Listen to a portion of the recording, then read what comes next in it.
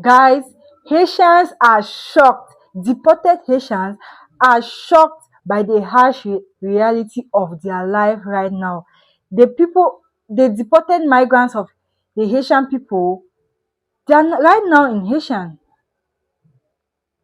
They are right now there, and they are shocked. Like you saw what that guy said. He does not believe they are in their country. We all know the insecurity in their country. We all are, there's nothing I can say again. I am lack of words because I am. My God, what can I say? These people, their country, they are going through a lot. Yes, they really need help. They are going through a lot, and their safe place was America, and they are deported. Let's watch. Let's continue watching and see if these people. I don't know. Let's just continue watching.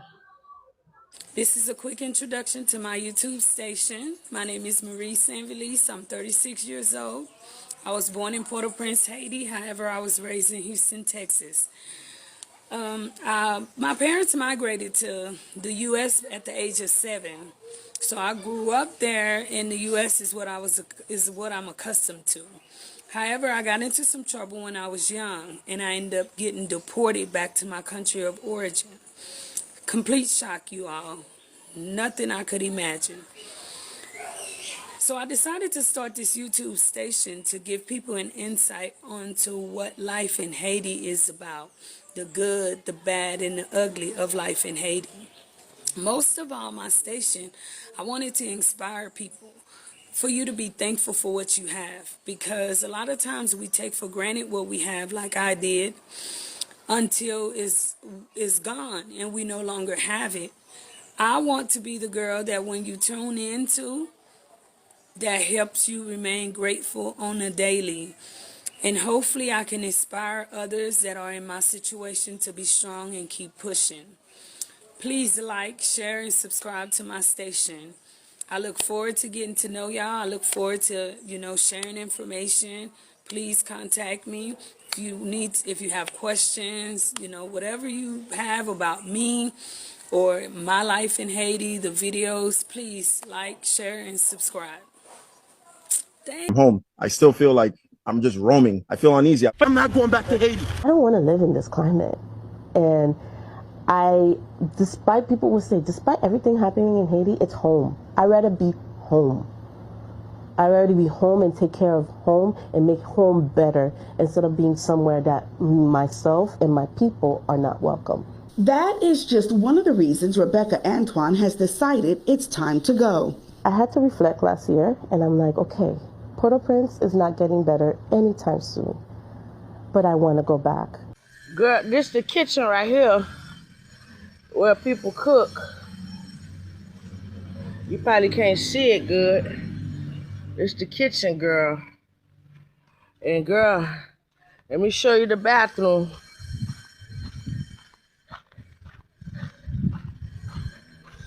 This is where you take a shower at. And let me show you where you use the bathroom at. You see that hole? Okay. Now, this where this young lady and her son, she pregnant. She let me stay until I can get out of here or get on my feet.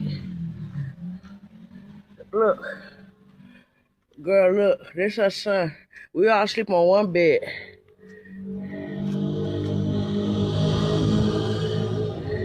Life is hard up here, girl. This shit is crazy.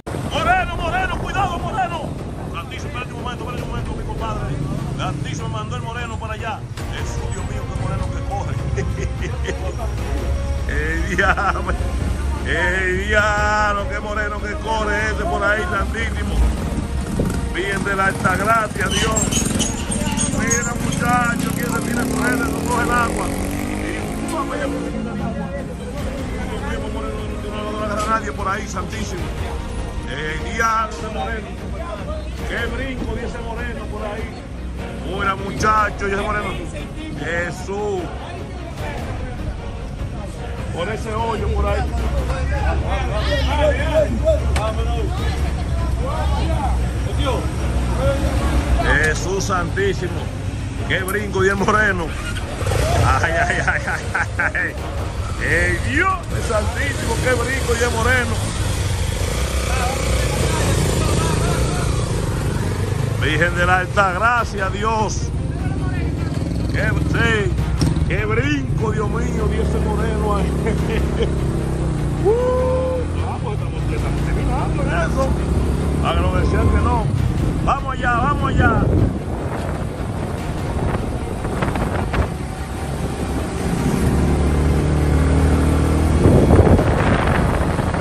Señores, me voy. Quédense conectados ahí con nosotros. Quédense ahí conectados con nosotros. Nos vemos ahorita. Cuídense. Everyone needs to know what is happening in Haiti right now. An armed group is currently holding Haiti's main gas terminal at ransom. And for perspective, this is where they receive 80% of their fuel, and without it, the country is literally coming to a breaking point. This rebel group called G9 and Family is demanding that the current president step down and that the country have new leadership that will help the mass of people who are currently living in the worst poverty in the Western Hemisphere. The UN reports that a record 4.7 million people in Haiti are facing acute hunger, a huge cholera outbreak due to the lack of clean water, and a lack of basic human necessities like education, housing, jobs, etc. And then just to inflame the situation even further, Haiti's government made the decision to seek foreign military assistance to combat these gangs, which resulted in what you are seeing now. Thousands of angry residents have been filling the streets because they don't want foreign interference. However, it is now being reported that the US is deploying an elite disaster response team to Haiti. So the question is, do you think with TPS ending in February 2026 for over 350,000 Haitians, I want to paint a picture for you guys. My husband was deported November 6, 2025, along with 120 other men that were handcuffed and shackled on a charter flight for over 10 hours.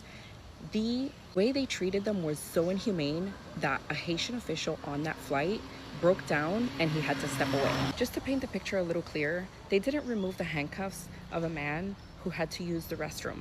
Number 2, imagine being handcuffed to the front of your body and having to have a bowel movement. For anyone being deported to Haiti, you will land in Cap Haitian, Haiti, and then you will be processed. The process takes around 7 to 8 hours, I'm assuming depending on how many other deportees come on your flight, after which you will be taken to the police station and then interviewed.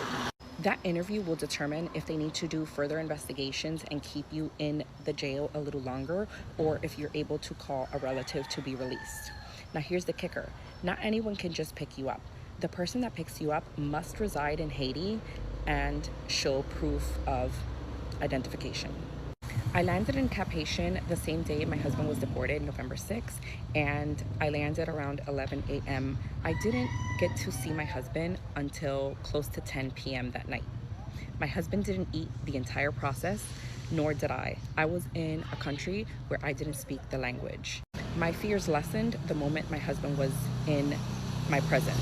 However, that was only and it's telling of many Haitians who are going to be coming back because of the rampant deportations of Trump and what they can expect when they fly into Cap Haitian. And we hope those that are returning can contribute something positively, depending on the charges and what got them to come back. With a few folks who have been detained for deportation, it doesn't take much. We can take a mistake related to a disagreement with a wife or a girlfriend that lands you in handcuffs under a charge that is accelerated to domestic violence, and now you're under, ICE custody. As a very famous, popular host, I won't necessarily repeat his name, but you should be aware of what I'm talking about, currently is experiencing as the time of this filming. It doesn't take much. Be careful. Be on your best behavior for the next 2-3 years. Let's pray for our brothers and sisters right now going through this. Let's keep working for a better Haiti, so even when TPS for Haitians, those living in the U.S. and right here in South Florida now face deportation. Good evening. I'm Lauren Pastrana. Elliot Rodriguez has the night off. We are the only South Florida news station with a reporter in Haiti right now. CBS News Miami's Tanya Francois joins us from Cap Haitian with the exclusive reaction. Here in Cap Haitian, the news of TPS ending and the hundreds of thousands of people returning back here spread very quickly. It seems to be the only thing people have been talking about. You are looking at the market area of downtown Cap Haitian from. Look at that nonsense, bro. That looks insane. It looks, look. I'm not one for trying to diss other people's cultures. That's not what we're doing here. What I am saying is we don't want that in America. There's a guy, and I'm going to do a couple review videos of it tomorrow. There's a guy that's over in like Paris, London, and different places, Rome, and all of that type of stuff. And they're showing the influx of illegal migrants that are taking over some of the most touristy spots, and they're smoking crack on the street, and they're getting angry over in Italy, and they're getting mad at people that are Italian that then come over and say that you can't do that, and they just absolutely destroying it, and they're turning places inside of those spaces into the country that they came from. They take their ways and they come over here to the United States of America. They go to Italy, they go to London, they go to Rome, they go all these places that allow for them to come in there, or if they decide to sneak in there illegally, and then they turn it into their home. That is crazy, bro. It's insane. And they don't assimilate. They're not trying to be like us. They are trying to turn this place into what they know, because they're not even trying to learn the language. They're not trying to evolve. They're not trying to do none of that. It's insane, man. This afternoon, the streets are packed with people trying to shop and go about their day. Already moving through traffic was very difficult. The roads at times heavily congested. The people who live here say they've seen the population sharply increase because of people escaping gang violence in Port-au-Prince. Now, the thought of even more people coming here has one Haitian man very worried.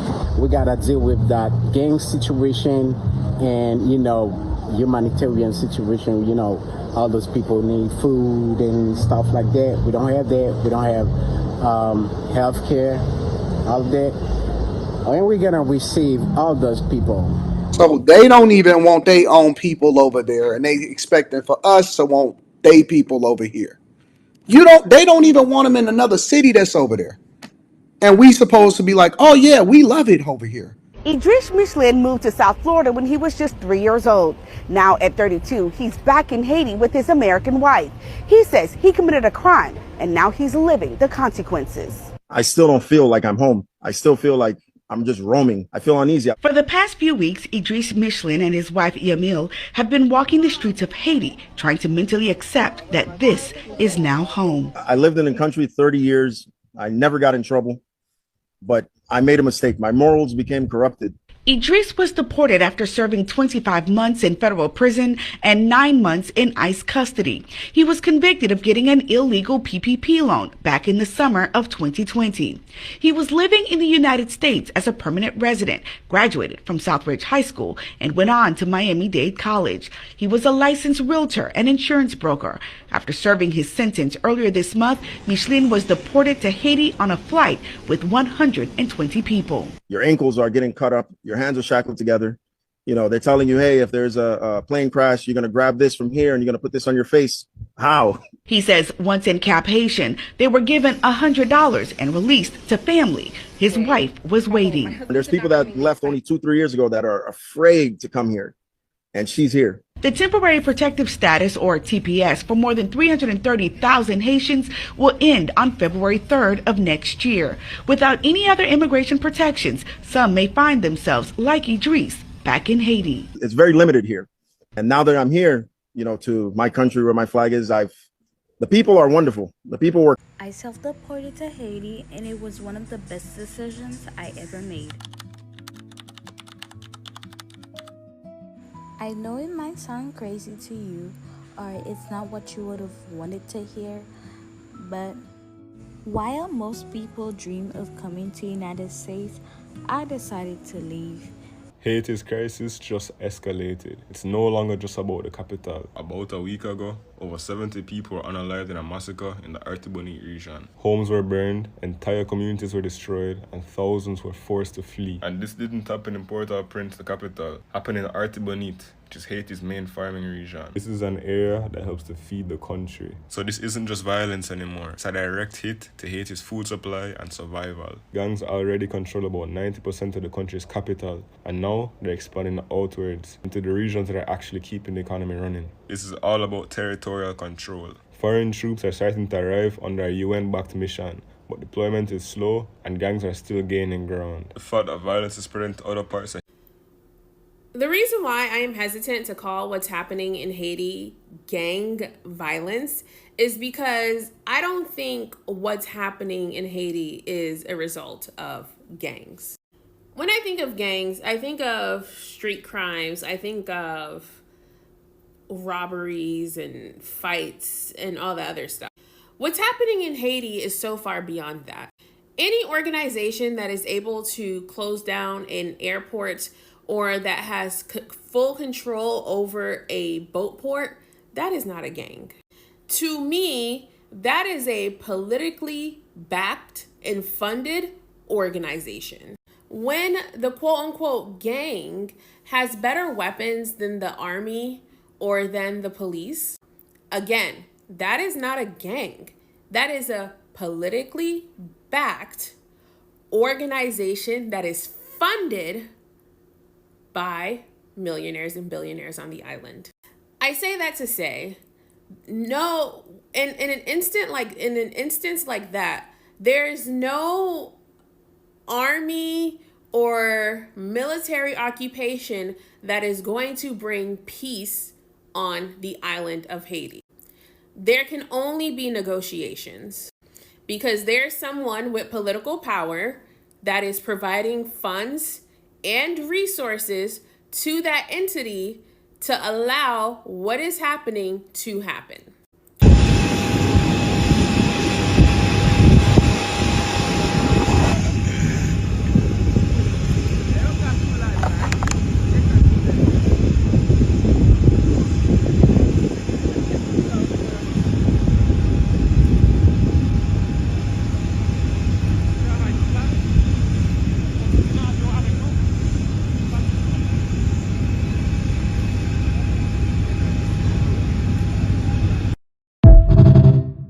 Story time how I got deported to Haiti.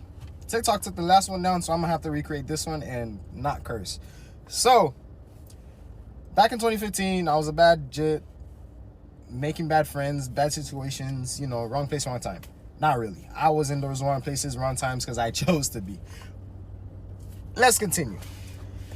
I made this bad friend. He would just, oh my God, I can't even explain this story without cursing. Type shit. I'm gonna continue anyways. So I was being bad. Everybody was saying, oh, your dad gonna deport you one day. Watch. I'm like, man, my dad love me. He'll never do something like that. He most definitely did. And he didn't even think about it. And then we went to my dad's car. We took paper. We light the paper up. And then we started, you get what I'm saying? So after we was done, we left ashes in the car. So I guess the ashes made the car catch on fire. Yeah, so that didn't turn out too well for me. So after 5 to 10 minutes, I look out, I see flames. Me, when I tell you I had an uncle, bro came out with the field cord. He started whooping me like there was no tomorrow. I ran. I did not stay. I didn't want seconds. So after I ran, I did not go home that day because I'm like, yo, how am I supposed to explain to my dad I burnt his car? And everybody was already threatening me that he's going to deport me. So I went home around 1 or 2 a.m. and bro was like, so, I'm like, yo, dad, it was a mistake. It was accidents happen. A week later, bro was like, yo, I got an idea. Let's go to New York. Let's go on a trip. My dumb ass. So I'm like, yeah, pa, let's go on a trip. I want to see how New York feel like. Let's slide. So, mind you, I fall for the trap. 2-3 months later, the day arrives for us to go to New York. My dad was like, yo, you still want to go? Like, let me know. I'm like, yeah, let's go to New York. We woke up at 3 a.m. We went to the airport. Typical Haitian style. 3 a.m. Like, stop at the airport la 3 a.m. ou pa kone. E mi se kone. Anyways, we went to the airport. I'm looking at the arrivals and departure and shit like that. And then when I look at it, the thing said Port-au-Prince and New York. Good thing for him, I saw New York. Because even though I was a dumb kid, I was kind of smart. So if I did not see New York, I would have known bro is deporting me and I would have called police. I would have get away and get out the airport. So I saw the New York. I'm like, all right, he's taking me to New York for real. So when we got on the plane, bro is smart. He gave me window seat to see that I'm getting deported. When we about to arrive in Haiti, I'm looking throughout the windows. I don't see no skyscrapers. I'm like, where the skyscrapers at? And then the pilot announced, oh, we're about to arrive to Haiti. Everybody, stay calm. Stay calm. Stay calm. I'm getting the what? What do you mean stay calm? I look out the window. You know Haiti, they have them houses made of like metal and stuff. I'm looking out the window. I see metal. I'm like, yo. Oh, Mr. Deported. I look to my right. I see my dad. This guy has the brightest smile I've ever seen in my life. I was like, yeah, I'm cooked. There's no coming back from this. I'm already in Haiti. Bro left me there for 7 years. Before he left Haiti, he took my passport with him. Bro was like, there's no way of coming back. You're just cooked. Stay here. I tried leaving. I tried taking my mom and I talked to my mom. I was like, yo, mom, I ain't gonna lie. I don't want to stay here. I just want to go home. I don't belong here. I don't even speak Creole. I don't speak the language. I don't know nothing. I don't speak French. I don't speak Creole. I don't belong here. I only speak English. I want to go home. If I have to swim home, I'm going to swim home. Bro, that went show. I don't know what to do. And then, dame la voix on couteau de fam. She was like, wapre la, dan le papa vin cherche. Dan papa vin cherche him. Year 2, year 3, year 4. I'm like, Pa, what's up? When I'm coming home? Bro was like, coming home? You are home. I'm home. I don't belong here. I want to go home. Like, bro's like, oh, you are home. What do you mean I'm home? Even talking about this, I feel like I just unlocked a memory I was supposed to bury. You know what I'm saying? And even though he did that for the best of me.